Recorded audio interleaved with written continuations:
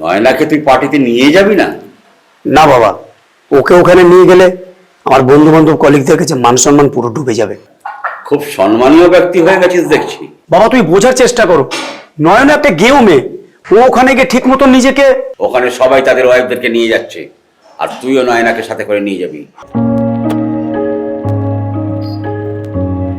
নয়না তুমি কিছু মনে করো না, আমি কিন্তু তোমাকে পার্টিতে নিয়ে যেতে পারবো না। তাহলে আমাকে সাথে করে নিয়ে এলে কেন? ওটা বাবাকে দেখানোর জন্য। আমার বাবা একটা ব্যাকডেটেড লোক, কিচ্ছু বোঝে না। তাহলে তুমি আমাকে নিয়ে যাচ্ছ কোথায়? আমি তোমাকে কোথাও নিয়ে যাব না, রাস্তায় নামিয়ে দেবো। রাস্তায় নামিয়ে দেবে?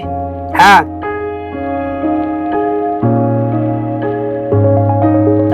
নামো।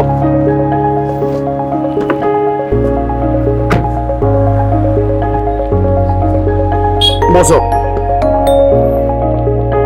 কাছেই তোমার বাপের বাড়ি, তুমি ঘুরে আসতে পারো, কিন্তু সন্ধ্যের আগে তোমাকে এখানে আসতে হবে। আচ্ছা, আমাকে সাথে নিয়ে গেলে কি তোমার খুব অসুবিধা হবে? হবে। তোমার মতো গেঁয়ো অশিক্ষিত বউ কিনে যদি আমি পার্টিতে যাই, আমার যতটুকু মান সম্মান আছে সেটাও ডুবে যাবে। আমি কিন্তু 8 ক্লাস পর্যন্ত লেখাপড়া করেছি। আমি যেটা বলছি সেটা তুমি ভালো করে শোনো।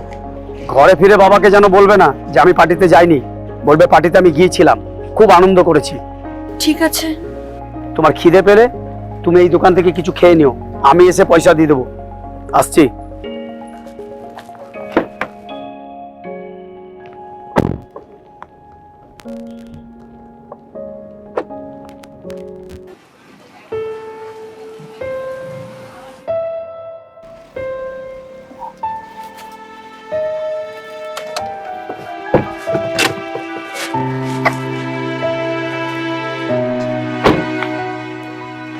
তুমি কখন এলে? আমি তো কোথাও যাইনি। তুমি বাপের বাড়ি যাওনি? না, তুমি তো এখানে বসে থাকতে বলেছিলে, তাই আমি এখানেই বসে আছি। তুমি সেই থেকে এখানেই বসে আছো? হ্যাঁ, তুমি যে আমার স্বামী, তোমার কথার অবাধ্য হলে যে আমার পাপ হবে।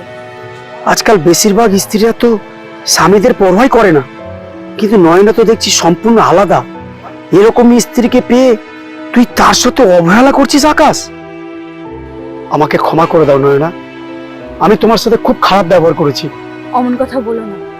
না নয়না, আমি তোমাকে চিনতে ভুল করেছিলাম, আমি আর তোমার সাথে খারাপ ব্যবহার করব না।